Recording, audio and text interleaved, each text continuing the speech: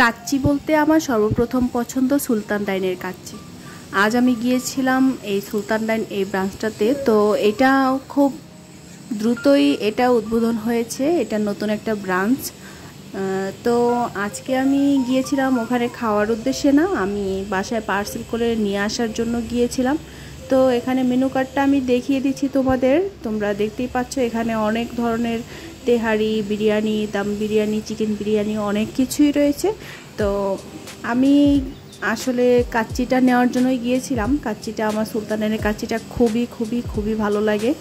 তো তোমরা হয়তো অনেকেই খেয়ে থাকবে যে সুলতান ডাইনের কাচ্চিটা, ওদের মানে বক্সটা খোলার পরে আমার পুরো মানে খেতে খুব আমি এক্সাইটেড ছিলাম। তো এর আগেও আমি অনেক সুলতান ডাইনের কাচ্চি খেয়েছি।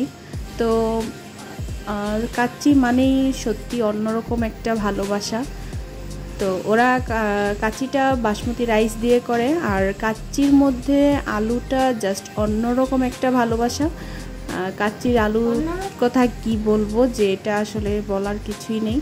আর ওদের মাংসটা এত পরিমাণ সফট অ্যান্ড জুসি হয় যে পুরো পারফেক্ট একটা কম্বিনেশন। তো থ্যাংকস ফর ওয়াচিং।